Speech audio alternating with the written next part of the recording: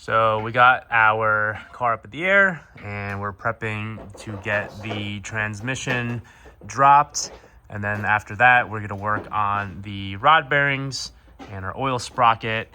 So I think first step is gonna be to get the transmission off, and we have a transmission hoist on the way. So that would definitely make it easier to bring it up and down and to service it. So we got our belly pans off and our under tray, which surprisingly has no oil drips on it. Very happy about that.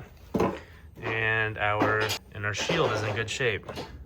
So we got our 2 belly pans off, fully removed. And we have good visual to everything down here.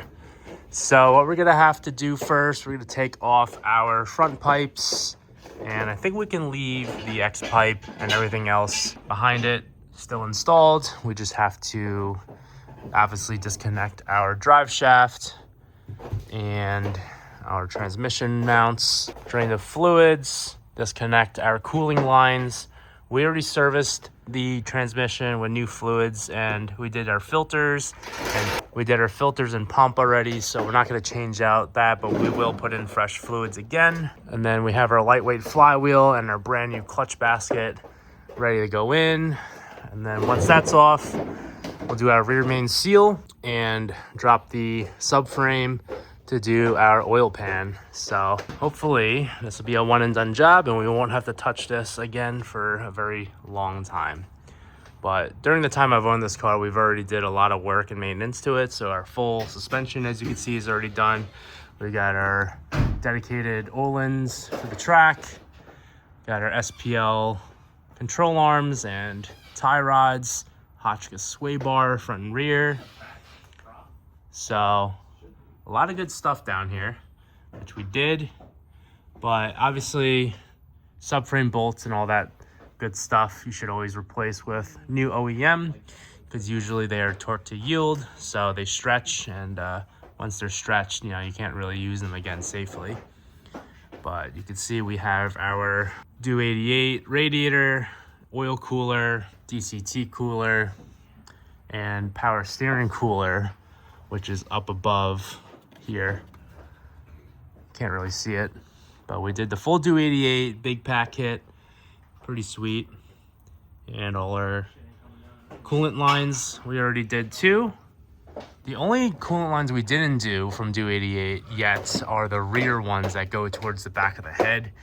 I don't think you can even get a visual from down here, but I think once we have the transmission off and oil pan and all that off, we should be able to get to those as well. But yeah, let's get to it. The moment is here. All the bell housing bolts are off. What was there, a total of 12? 12, yep. 12. So there's 10 bell housing ones, and then there's 2 separate ones for the starter. So a bunch of these wiring harnesses and trans hoses had to come off. So let's try to get this thing down. Ready? Okay. Separated. You're separated? Are you holding? Yep. Okay, let me kick this out. Okay, come forward. Holding? Yeah. Okay, so It's dripping. there's these clips on the wiring harness on the top, because of course there are. And then also these additional trans-cooler lines that have to come off. I think it's just these 4 E-Torques. Can you hold that? All right, guys, so as you can see, we have the transmission lowered. On top, there are a bunch of wire harnesses and some transmission cooler hoses that are bolted to the top. So you still have to unclip those from the bell housing and make sure when you take the transmission down, you're not gonna break anything that's still connected. So you can see there's 1 bolt to the trans cooler there. There's probably 1 in the front. There's 4 of them total. Yeah, a total of 4. I just haven't gotten them out yet. On that heat exchanger, that's got to come off. And then you can see the starter up at the top inside the bell housing. So if you guys want to do preventative maintenance and do a starter while doing this, good time to do it. Starter is buried under your entire engine wiring harness now, so it's no easier than it would normally be.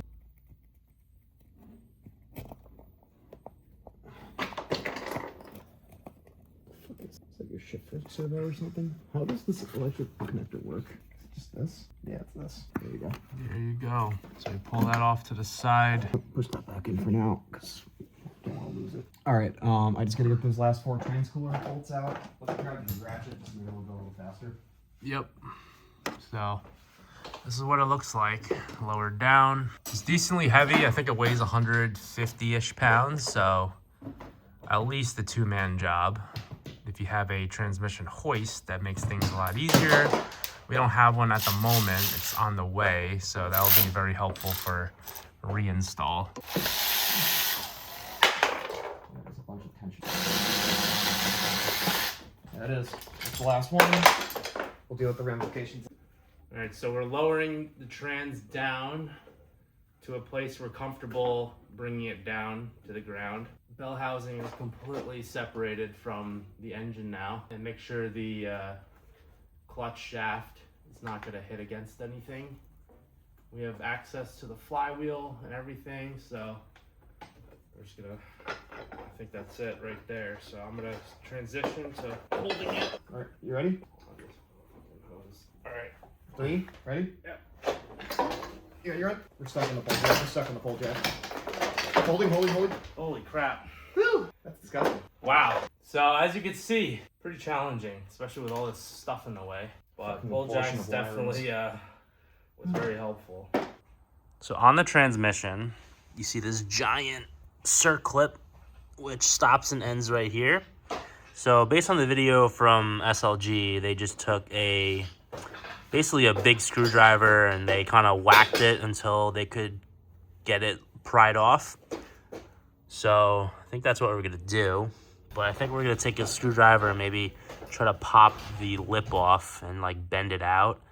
And that way we can pull it off. But we're gonna have to reuse this because I'm pretty sure the new one, there's no new one included. So here's our flywheel OEM, held in by all of these E9X bolts. So we'll have to get that removed. Then we'll have access to our rear main. So that'll be great. And then I'll show you the new lightweight flywheel from Euroconnects. I think it's made by LTW out of the United Kingdom. And then I'll show you the new clutch we got. This is our new clutch kit from Borg Warner. And they include a piece that goes on the transmission. I think it's some sort of like valve, some sensor or valve. Yeah, it looks like a sensor. So it comes with that new one. And then it's the Borg Warner dual clutch basket. So it's the full assembly, no disassembly or rebuilding required. And then something that you'll also have to get is this tool, DCT clutch replacement. Basically this like aligns all the clutch plates, that way the proper install when you put it back into the transmission. Flywheel is actually inside my car, so we're gonna bring it down now and I'll show you that in a little bit. So out of curiosity, we wanted to weigh it. 182 pounds, and that's without fluid too. This thing takes quite a bit of fluid, so figure 190 pounds wet. So pretty heavy. Once we take the clutch out, I'll probably weigh it closer to like 150, honestly. So up on the engine bay, we have our engine support bar. Basically goes in between the fenders, and then there's one hook that we can use on this engine. So right here on the passenger side valve cover. So that's gonna be our way of holding the engine up as we're removing the subframe. Otherwise, the whole engine would come down along with the subframe because this engine is only held in by 2 engine mounts, and that's bolted to the subframe. So we have to, it's the only thing crappy about this is that these plastic fenders, it sits right here. So it just sits on the plastic fender, which I think is okay because I doubt it's gonna crack because it's got enough weight distribution going into the frame. So it should be fine. And I've seen other E90 owners do it the same way, so I think we're in the clear. But I am getting carbon fiber vented fenders at some point anyway, so I'm not hugely concerned.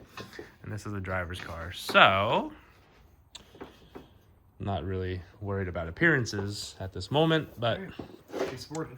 we got it all set up. So put some preload in it, and now we can lift the car back up in the air.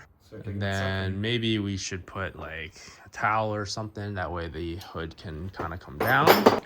And here's our first look at our lightweight flywheel from TTV. This thing weighs 11.6 pounds. The OEM one weighs 19.6 pounds. So we're saving 8 pounds off the flywheel. And they do include new hardware. There should be, I think, a total of 9 of these bolts. I think some of them came out of the box inside my car. But there it is. 2-piece design. So this gets inserted here with the splines, lines up with the clutch. So pretty sweet. Had a really pleasant experience working with Euroconnects. Pretty quick shipping. Sometimes it gets held up in customs though, and make sure you pay your duties. Otherwise, it can get rerouted back to Canada, and then you have to pay duties again and ship it back to America. But we're gonna go ahead. Ben's taking off the arms so we can lower the subframe. And it's a really, really, really good idea that you guys get all new hardware for your suspension, for your flywheel, transmission, bell housing, like everything. Usually these bolts are one-time use, and from FCP Euro you can get lifetime replacement. So buy them once and then you'll have them for the rest of the life of your car. So don't cheap out on the hardware. It's very important. All new subframe bolts especially, which we have from FCP too. So going back together, you'll know everything is 100% and torque to OEM spec as well. And then that way you'll have a pretty solid car and should hopefully have no issues during the driving season.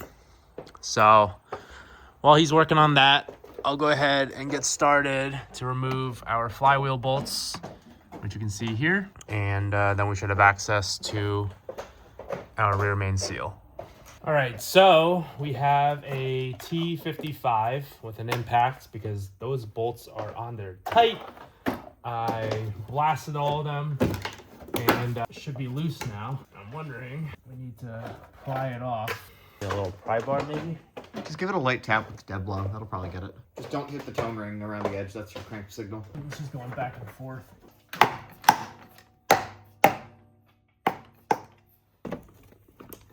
Oh, I missed that. It's all about that two-hand touch. There you go. Got her out. Yeah. Hey, LUK. Cool. They're the only manufacturer of this. So there's our rear main. You can see it was leaking a little bit. There's oil all inside here. Yeah, slow leak, but definite leak. Booger. I don't know what these are. Actually, know what that is. It's like dried blood.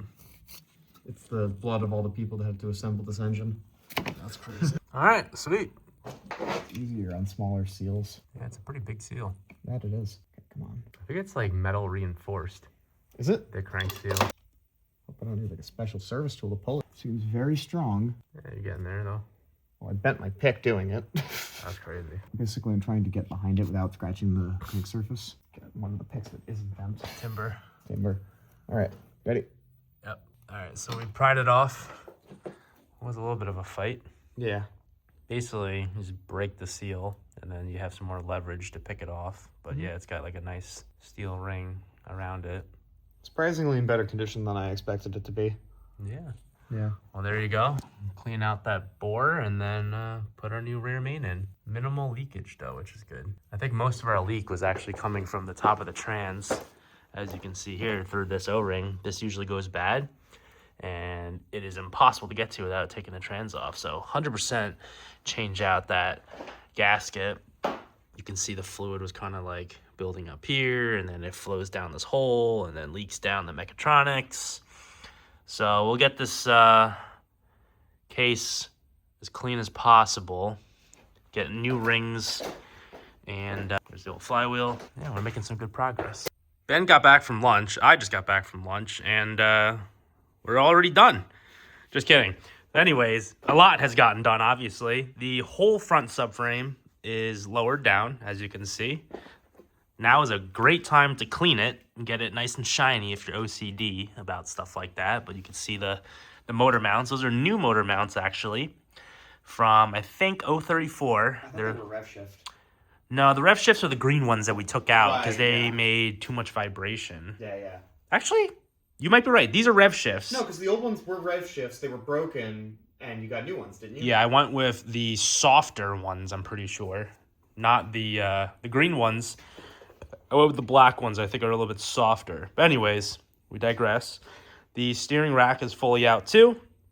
So good time to service that if you need to. And up here, you can see we have the rear main seal going in. And just got to be careful on the install. You don't want to crimp it or bend anything. So we're still working on that. And here is our oil pan fully exposed. And if you guys have a nice, good oil pan that you're not reusing, and let's say you're doing a weld-in baffle kit like we are, and we bought a fully refurbished one, you can actually sell these to M Parts Worldwide in New Jersey. I think they'll pay you $500 for a nice oil pan that has good drain plugs. A lot of them get damaged, whether they get scraped or the drain plugs get stripped out, whatever it might be, any issues, they'll probably lowball you, but $500 for a nice, clean, used oil pan, and they're local to me, so I'll have to drop it off. But $500 back is really good, considering a fully refurbished one is like $1,000. But yeah, we'll get that all down. Lots and lots of bolts. I think there's a total of like 30 bolts. And FCP sells a kit, engine oil pan bolt kit, all OEM bolts. They're like, yeah, there is like 30 bolts, and it's like $140 or $150 for the whole kit. But obviously, for a job like this, you don't want to do it twice. So get everything OEM, all OEM gaskets and whatnot. So yeah, a lot of bolts to come down. We do have to drain the oil, right? We do, yep. Yeah, so we'll drain the oil. I mean, if you want to make a mess, we don't have to, but... Yeah, it's just 10 quarts of oil crashing down. I'm sure that'd be lovely. That would be... I'd light this thing on fire. But yeah, there you go. That's how she looks. Yeah. All right, so we are draining our oil from the main pan. And we're also draining power steering fluid, all going in a bucket. So yeah, we're gonna get all new fresh fluids. I don't think we need to change the coolant because that would be annoying, and it's got fresh coolant in it already from a few months ago. But yeah, we did an oil change recently too, but FCP, you know, you could do 15 oil changes a month and it wouldn't be a problem. But yep, we're gonna let that drain. I guess we might as well drain the front one too. That holds the oil filter oil. So once this one's done draining, we'll do that one. There's only like maybe half a liter to a liter in that one. So that should be okay. And now is a good time to do some long tube headers if you have $5,000 to blow on them. I don't right now, so we're keeping the factory headers. And I don't think long tube headers really gives you much gain. So sounds insane, but for $5K, I think I'd rather supercharge it. That's just my opinion. Good. The oil pickup. Yep. There we go. You're off it. Yep. Very good. Beautiful. So we'll take a look here. Very nice. We can drain the rest of it into a bucket. And here is our exposed crank. Look at that. Got the oil pickup. So what we're doing is getting a new oil pan with welded in baffles from Advanced Auto Fab, and all the baffling is on the inside, on the lower section of the sump. So that way we eliminate any chances of oil starvation under high G-force turns, which I would probably need to be a much better driver with stickier tires to really need something like that, but it's kind of those while you're in there jobs, because I don't want to do this again. And we also have from SRD oil sprockets that we're going to change out. And I think those are in this assembly right there. So those oil sprockets will provide higher oil pressure at higher RPMs, which is like the main reason why main bearing, I think number 1, fails and then causes rod bearings to also fail. is lack of oil pressure at high RPMs. So there's a very good write-up from SRD that will follow to change out those gears. And I think it's actually these two right there, that one and that one for that. And then we'll also do the rod bearings. So we'll have to spin the crank somehow. I think it's like a 32 mil or something like that. Spin the crank as we're doing each one. And we also have these plastic gauges from CTA. Basically what we're going to use this for is to verify the clearance on our rod bearings and crankshaft journal so that we get to exactly the right clearance that we need, which is like 0.00, between 0022 and 0028, if I remember correctly. But I'm aim to get to around 0.0025 for that. So the plastic gauge, it's like a little piece of calibrated plastic, and then you put it in between the rod bearing and the journal, and when you torque it down, the rod bolts, it squeezes out flat, and then you measure that width against the gauge here, this little strip, and it tells you what your clearance is. Pretty genius invention. Like, who would have ever thought about that? Very cool to have. So we'll get to it, give you an update on the next one. And I wanted to show you guys what Ben's doing here. We take some cardboard and you put all the bolts in the same orientation you take them out. So that way you don't get like different lengths and different sizes, whatever it is, mixed up. We're getting new bolts anyway, so we'll cross-reference the new bolts to the existing ones and we'll put them back in the same orientation on reinstall. So these are our new ACL race with WPC treatment for that extra oiling protection. So what Emporium does, and if you guys don't know Emporium, they are a super legit BMW performance shop in Texas. They have a few locations, but all they do is BMW and race cars all day long. And this is their proprietary ACL rod bearing set. So what they normally do is they take the regular kit and then the high clearance kit, instead of having just high clearance or tighter clearance.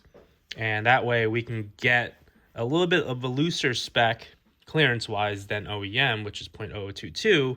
So that way we can run like 0.025, because you don't want to go too high and too loose where it's like 0.028. So they do this mixed and matched kit so that you can get like right smack in the middle of the low and high end, which I really liked. So definitely worth the investment to get proper supplies for your car. And I spoke to Rogue Engineering, Ben Law, the owner, and a couple of my buddies actually work for Rogue Engineering, so wanted to support their business too.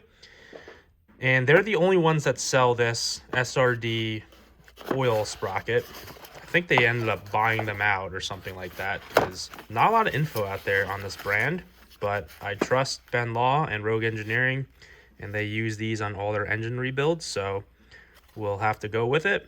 And quite pricey for two little sprockets. The whole kit was $400 plus shipping. So, but if it's going to prevent my motor from blowing up on the track, I think it's worth it, the initial investment. Plus, while you're in there. So we're doing all this preventative and upgrades to make sure that we have a reliable track season ahead of us. So there it is all together.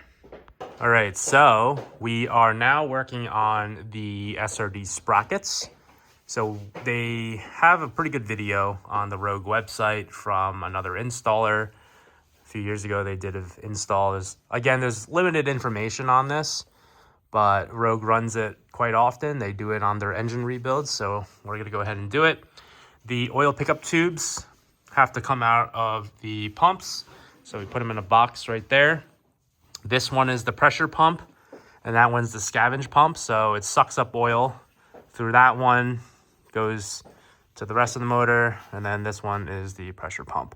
So from the video, in a nutshell, like very simple terms, we have to take off this orange tensioner here. It's held in by a Torx bolt, and then it releases some tension off the chain. And then these little nuts that hold on the sprockets, those are actually not torqued like too crazy, so you can get them off with a wrench while they're still up there. So we have to loosen both nuts. This one, you can take the chain off, and then the pressure pump is held in by some long Torx bolts holding it up to the block. And then you can go ahead and lower the pressure pump from out of the engine. And then that's the first step. So we'll do that, and then we'll get a video doing the scavenge pump next. And I wanted to give you a little quick peek of our ARP 2000 rod bolts, as you can see. So rod bearing's already been done on this engine, and our oil analysis always comes back clean. I'm very happy, especially at 117,000 miles. We have BE rod bearings already in here, but since I wanted to bulletproof this motor further, I'm gonna do the bearings again. So yeah, take a look at those. Very nice. ARP bolts are reusable. And I think, yeah, perfect. They are BE ARP bolts. So those are the ones you want. BE partners with ARP to make rod bolts specifically for this engine. So those are generally the most common and most popular ones to get, and you'll never run into an issue with those. Ben right now is going ahead to loosen up those tensioner and get the nuts loosened up on the sprockets. When you do this, there's apparently a pin on the top tensioner. So when you remove the lower guide, you have to be careful because it might fall out. Yeah. According to the video these guys were watching, Mike Halpin, when you remove that pin, there's like a bolt, a washer, and a spring that will pop out. So you don't want to lose those. It's very important that you put them back in the same orientation too. So taking out those Torx bolts with a T30s. No, this is a T45. 45? Yeah, man. Well, that's a big boy. The ones on the guide are T30s, but the ones on the actual pump body are T45s. So you can see you kind of just loop the chain, kind of like a bicycle chain. You know, when it falls off the sprocket, you gotta wrap it back on. There you go. There you go. There's your pressure pump, and then you're gonna flip it over, let it drain. Good amount of oil stuck in there. And there's that chain. Yeah. It's slanging it. All right, so now we got the scavenge pump. Oh, there's this pin and the spring. So it's very, very important that you don't lose this, because if you don't have this, you're gonna have some issues later on. Because finding the OEM part numbers for this, probably impossible. So there were 4 bolts total? There were 3 bolts total. 3 bolts total, 10 millimeter, holding the pressure pump in. And you can see... This is the scavenge pump. Sorry, I keep saying pressure pump. You're good. So there's the chain. Here's your scavenger. You want to show it? There you go.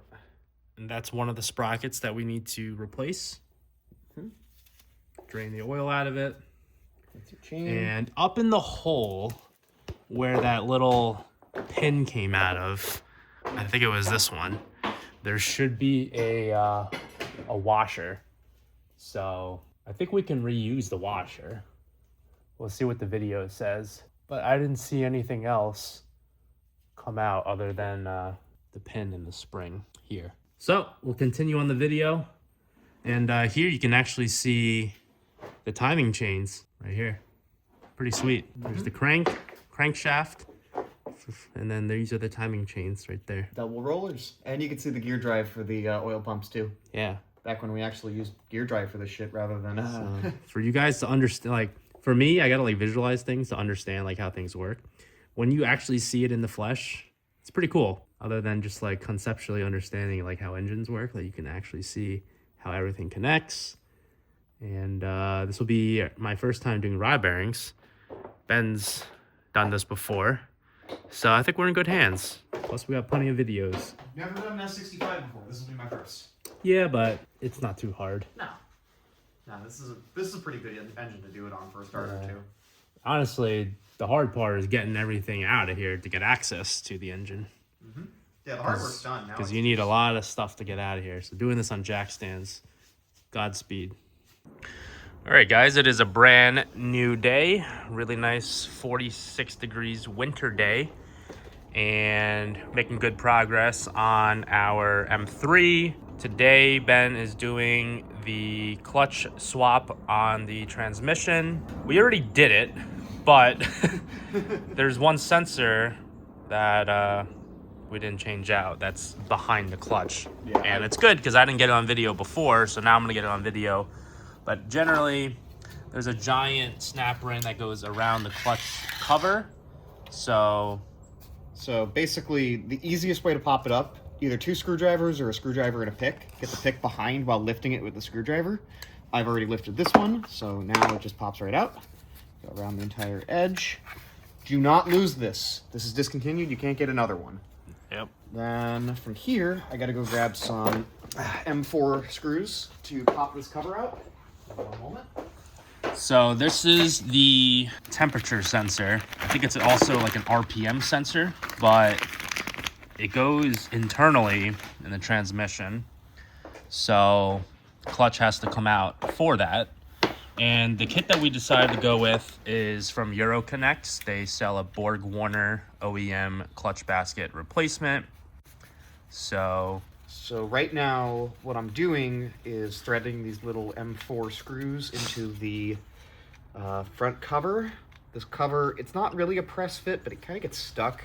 It'll be a little harder if you're doing this, not a second time. But to get it out, what I like to do, I'll put those in, put some vice grips on them. So one there. If you can't pull it, what you can use is a big screwdriver as leverage. Actually, I'll move this one up because I'm here on this one. So I'm going to take this screw, put it in here. while he's doing that, we also changed out the Mechatronics gasket with an OEM one because this one was starting to weep with the original gasket. So changed that out, torqued it down, and we're also waiting on the new gasket for the valve on this wiring harness connector. All right, now I'm ready to do this. So the easiest way to pop these covers, you get your 2 M4 screws, you put your little guys on there, and then get a screwdriver and just kind of use the leverage of the bell housing to pop. In theory, you don't pop your vice grip off. Keep your vice grip on there and use the leverage you can get from the bell housing to pop off the cover. So a little there. On this one, same thing. Right here, one more time, and there you go. The cover's loose. You can pop it out from there. Take that off, and when you're reinstalling this cover, make sure that this small arrow here points upward. You can use the starter hole as your reference for where it needs to go. Yep. From here, you have your clutch basket here, and what we're going to use is this KTC DCT clutch removal tool. In theory, you could do it with a nail, but that's kind of jank. We're going to do it the right way with this right tool. So this tool, you can actually find it for $130, which I got it for on eBay. Normally, sellers are trying to get $200, $250 for them, which is pretty crazy for something so simple. Right now, I'm trying to align the clutches in this transmission. What you might have to do is pull up on the parking pole when you do this. This might take me a second. So you have to align all the plates, right? Yeah, there's little holes in each plate. And once they're lined up, it can pull right out. Exactly. Well, kind of. You have to spin it to get it fully out. Yep. There we go. All right, so now that you've done this, you can grab a socket or an open-ended wrench. Either works. I'm gonna grab the socket because I'm lazy. Just gonna two, but can't find that right now, so we're gonna go with this. So get it on there. Now you go over to the other side of the transmission and grab your parking pawl. So this guy over here, or the parking actuator, pull up on it. I like to use a screwdriver so I don't hurt my hand. And then spin left. There's not gonna be a ton of preload in this. And it's not a ton of preload to put it back on either. You gotta spin it a bunch of times. You have to hold the parking pole while you're doing this. You can't let go of it. That should be out. Now, in theory, I did that enough. Yep, the clutch just pops right out. We'll place that down for a moment. And one important thing to note, there's a little roller bearing in here, this guy. I'm gonna pull it out so I can show you very gently. This sometimes comes with the clutch pack. You wanna make sure that this stays in the transmission, because if it doesn't, you're gonna have a bad time. Yep. So that roller bearing needs to stay in there. And now, so there's that sensor right there. The one with the little mounting screw. Yep, so we're just gonna, it's a T30. We're gonna get a little extension to get that out. So it's pretty cool seeing inside of everything, how it all goes together. And it's actually very cool how simple it is to change a clutch on here. It's literally just, you basically just screw it on. It's a very overgrown manual transmission. Yep. So this, again, we already did the clutch, but got to change out that sensor. So that's the brand new one from Borg Warner. Yeah, I very stupidly forgot that this was behind the clutch. Change that out. There is a little wiring harness you can see in the back. Yep. And obviously be careful upon disassembly. Don't want to knock anything out of its place. Forget to put it back. So we'll get that in. Oh, it's even got a little manufacture date. You can see right there. 3/11 is when it was made. So that's the old sensor. Here is our new one. You gotta be careful with the little clip.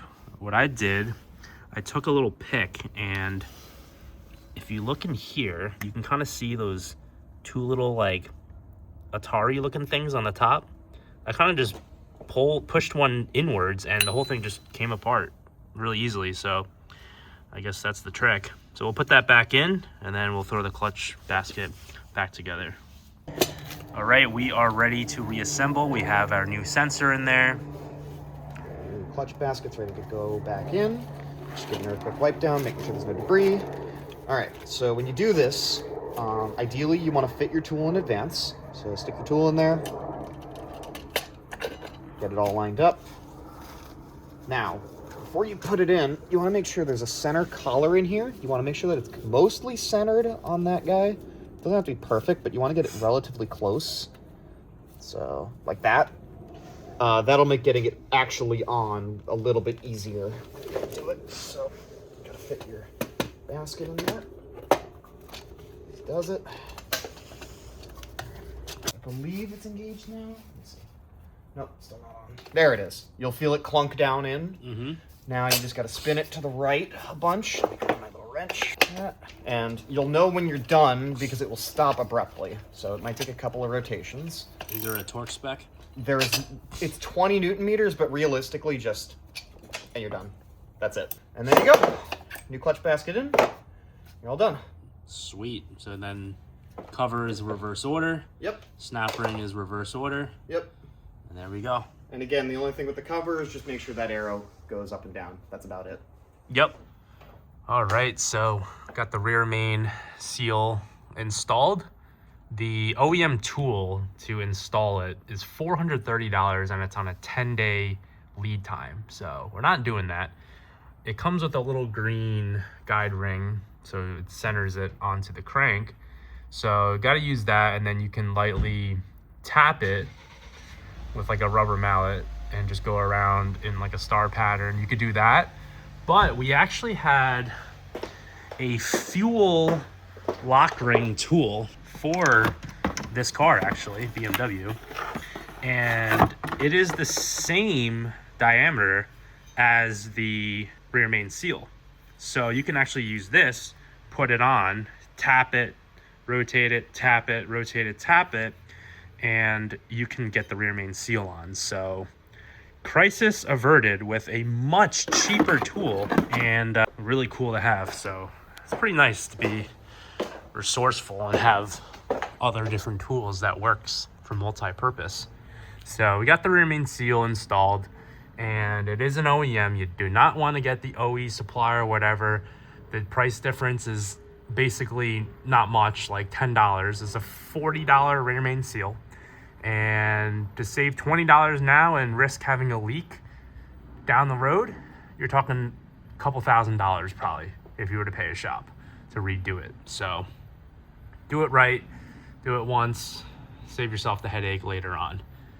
So we got that done today, and we're waiting on Amazon to bring us ARP lube, which is specific for the ARP rod bolts, because you need to use this specific type of lube in order to properly torque the caps back to the connecting rod. And the ARP bolts get torqued to 50 foot-pounds. So tomorrow we'll do that.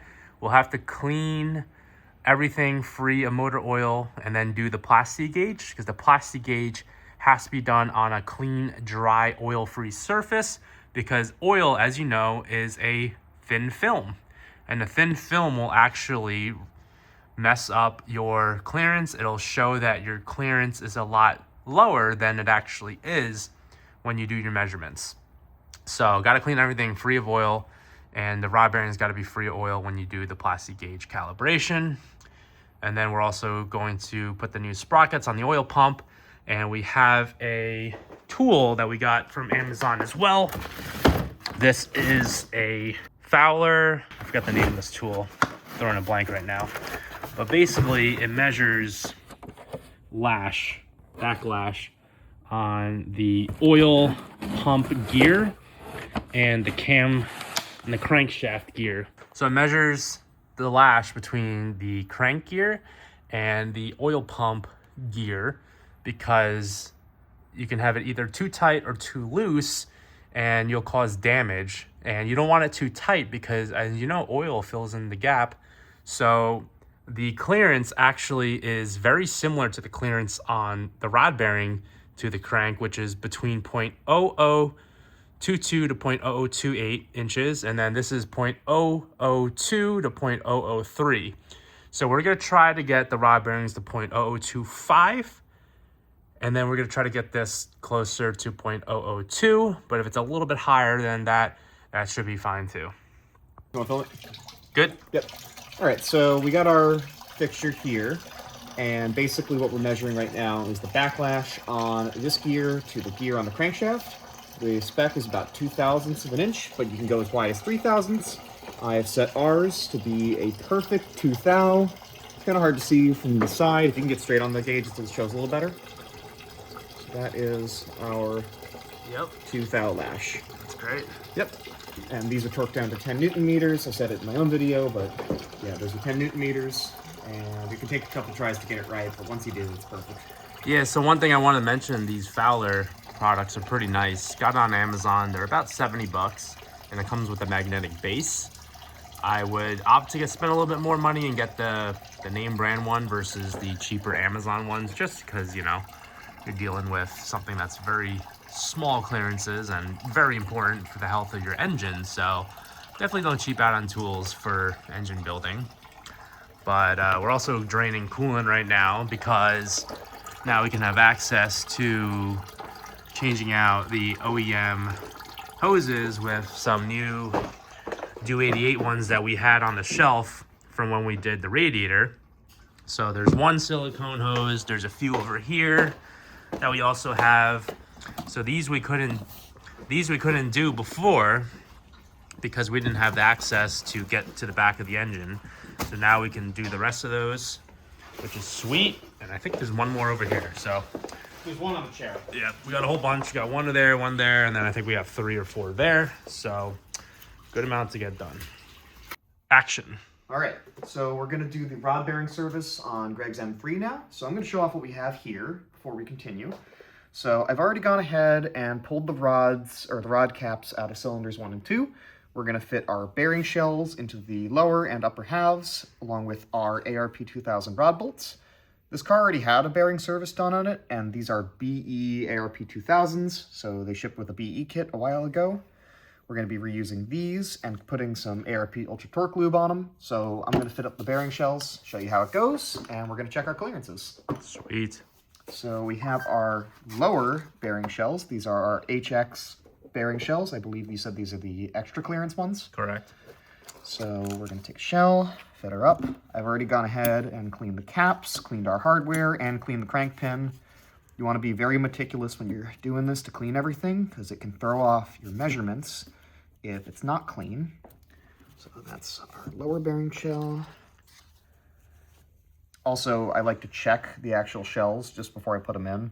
Make sure that they say that they are HX, because sometimes they do screw up and ship the wrong ones. And then oh yeah, plastic gauge. We're going to be using plastic gauge to verify our clearances. You can do it with a micrometer and a bore indicator too, but this is the easiest way when you have the rod still in the car.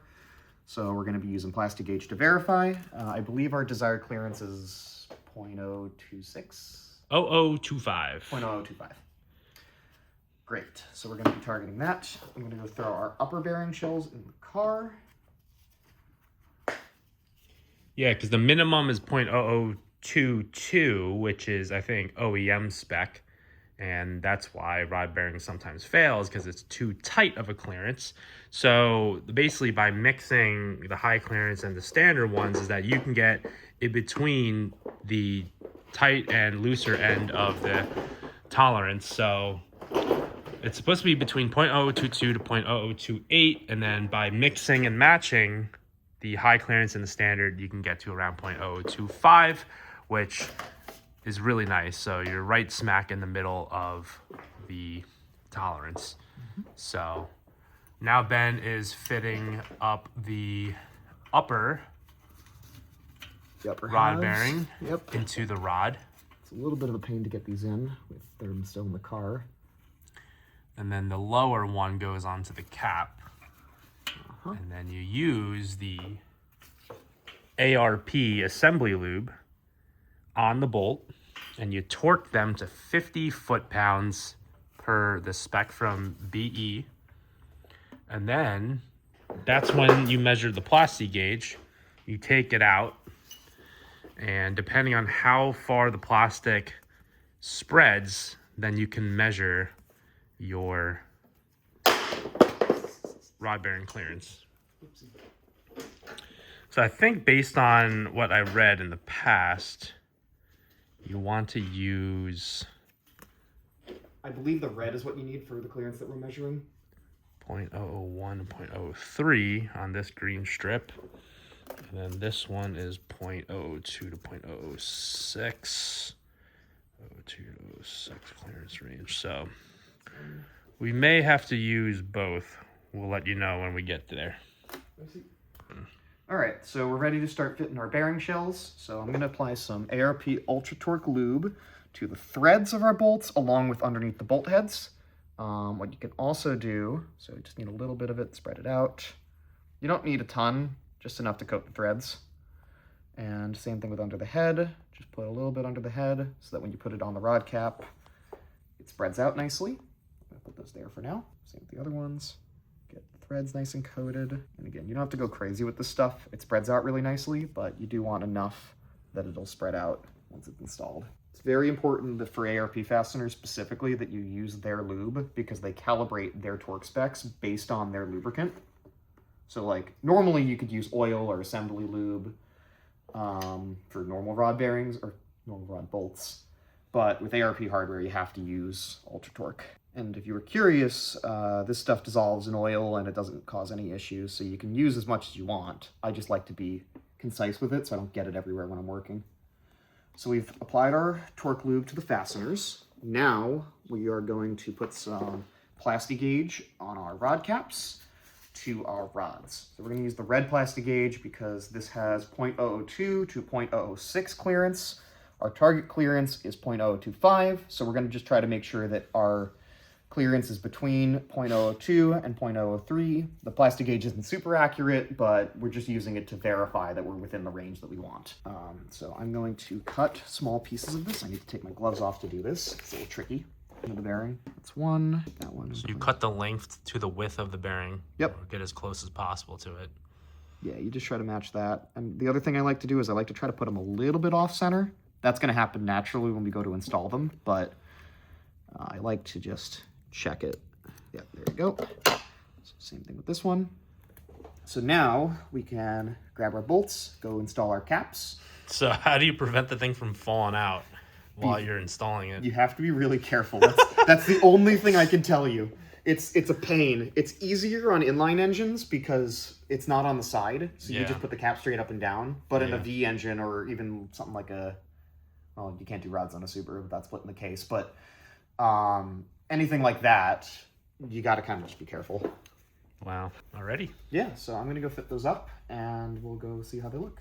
So the other thing with these fracture split rods, when you're reinstalling them, the tangs match up. So the upper tang is forward on this first rod, same with the lower tang. So I'm going to fit it up gently, trying not to drop my plastic gauge. It's very difficult not to drop the plastic gauge, but you got to try. Here we go. All right. Actually, could you do me a favor, Greg, and grab the other rod bolt? Mm-hmm. Where is it, on the table? It's on the table, yeah. Thanks. So that's the other one. I like to try to hold the rod cap in place just so the plastic gauge doesn't fall out while I'm working. I'm gonna thread those down by hand, make sure that nothing feels weird. You go into blind holes, so you want to be careful not to use too much ultra torque lube, because what can happen is if you use too much, it'll plug up the hole and it won't torque right. So that's why I thread them down by hand first. And then we torque them to 50 pounds. Yep. Torque them. Then we pull it back out. Mm-hmm. And then we'll measure it against our little guide here. Yep. It's going to be the red one. Mm-hmm. Okay, so I've snugged these down. We're going to torque them to 50 foot-pounds. Double checking, yep. In the one single stage. It's 1, 2, torque on the first one. Yep, it's all good. Let's do the other one. 1, back. Good. All right. So now I can pull those. Let me get a bar, because I don't want to use a torque wrench for that. Oh yeah, we're perfect, baby. Yep, that looks good. Check this one. Good there too. So what are we at? So we're right between our measurements of 0.002 to 0.003. It's a little bit smaller than 0.002. It's a little bit bigger than 0.003, which is exactly where we want to be. You can see here. So you measure over the fattest part. So you got 0.002 there. It's a little bit thicker. Put it up to 0.03. It's just the tiniest bit thinner, which is exactly what you want. So the bigger the number, the smaller the spread. The tighter the clearance, the wider the spread. Yeah, because if you think about it, the space is smaller with a tighter clearance. So as you go wider, there's less compression on that material. Mm-hmm. So we should be all good. All right, guys, so we just wrapped up our rod bearing install. We showed you how it was done on the first cylinders on each bank. So that's gonna be cylinders 1 and 5 that we did on camera. And then off camera, Ben did the rest of the pistons and rods. So again, everything is torqued to spec, 50 pounds, and we verified the clearance to the spec that we are desired, which was in between 0.02 and 0.003, so right around the 0.025 mark, which is excellent. And then it's pretty cool from down below. You can see, you know, the pistons and the rods and everything. So good way to check the health of your engine, see if there's any little scratches and whatnot, anything that doesn't look normal. You can see from down here, and from down here, everything did look pretty good, especially at the mileage that we're at. So go show off your old rod bearings too.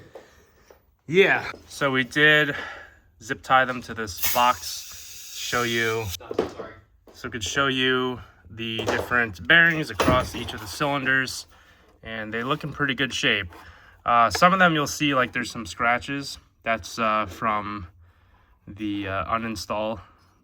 I guess scraped it a little bit trying to pry it off the rod. Sometimes it gets stuck on there, especially with the oil and stuff like that. But they all came out pretty good. There was actually one right here that you could see had some wear on the edge here. But that was really the only one that we noticed really anything significant. So it's good that we're doing these again, because, you know, stuff like that can scare you. But I think these were done maybe like 3 or 4 years ago, approximately 40,000 miles. So we're doing our oil pump and scavenge pump right now. We ultrasonic cleaned the bolts, and we did the same thing for all the rod bolts just to get all the gunk off them.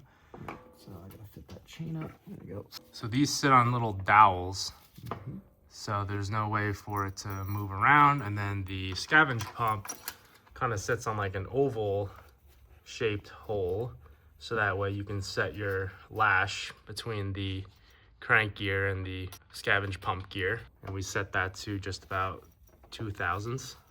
Yeah, pretty dead on the money at 2,000. I'm actually really proud of my work there. So as we're putting these up, we're also gonna insert new O-rings into each of these OEM gaskets from BMW, of course.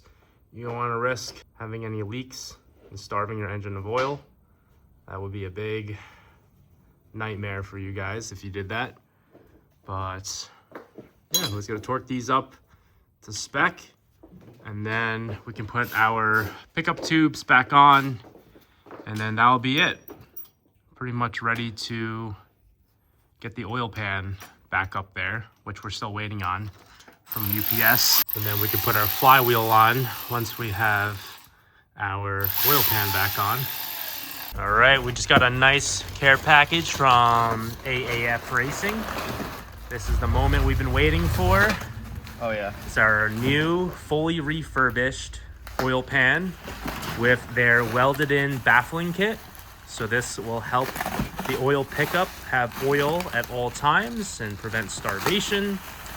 So in addition to everything we're doing on the bottom end, the oil sprockets and the rod bearings, this is going to be the final piece to the puzzle. And we also have a welded in dipstick, a manual dipstick on this car, as you can see. That's our guy? They did a nice weld there, and there's a bung underneath this that I saw with the dipstick. So we'll be able to actually check our oil levels without relying on that stupid sensor, which takes forever to give a reading. And we can check it completely cold, which you can't do on the factory sensor. So yeah, look how real nice. You can see the baffling down there. And the reason why I went with a fully refurbished one is because, one, it's been fully redone and there's no oil, so the welding process is a lot easier, it's cleaner. And also because I can get $500 for my old core over there. So really at the end of the day, this was $500 for a fully refurbished one from Emporium. And I just feel better about having this and then being able to send that one back, because if I take that off, send it out, and ship it back, it's going to be shipping both ways and just more money spent at the end of the day. So here she is. Look at that. Got a weld in part right there. 2 brand new plugs and gaskets. Really excited about this. Put it up so you guys can take a look, get a picture. Didn't get the pan install on video, but here is how it looks attached to the block. Everything went in pretty well, I gotta say. All right, guys, so we're inside the car now. We are getting the oil temp of the transmission, or clutch in this case, to 30 Celsius before we can do the top off process. So I'm actually in the air on the lift right now, and Ben is down below. He's gonna be filling up the transmission as I call out the temperatures from up top. And engine seems to be running really smoothly. There is a little bit of a scary chatter on the first fire up. So could be a mix of, you know, oil pressure building up in the motor, everything is dry, even though we primed it.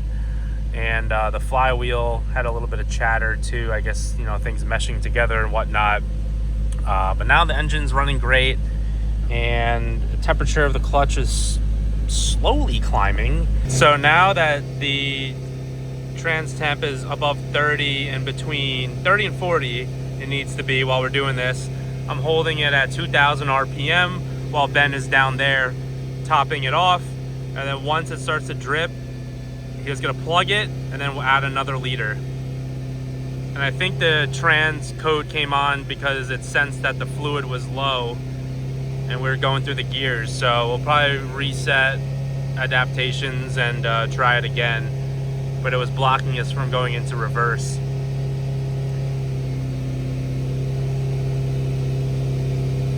Is it plugged?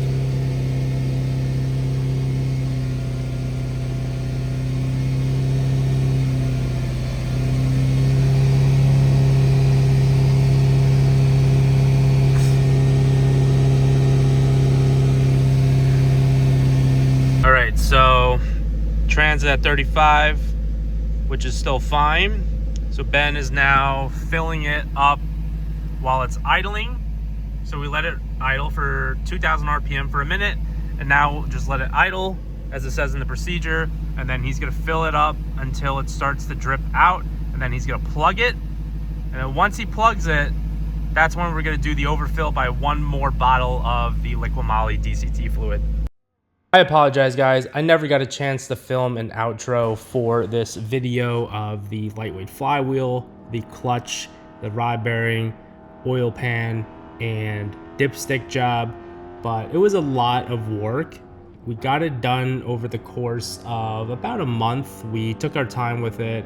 It was in the middle of the winter, so we had other projects going on, a lot of snow, Ben had school, so it was a lot of work, but everything came out perfectly. You can see we are doing a track day at Lime Rock right now with the E9X M3, and we even sent out the oil after 1,000 miles of driving on the new setup, and it came back squeaky clean from Blackstone Labs. So we are very happy that we did the job really well. I'll get more videos of the lightweight flywheel setup. It revs super quick and sounds insane. So more videos to come. I hope you enjoyed the video, and as you can see, you could do this yourself. If you have a lift, makes things super easy. We'll see you in the next one, guys.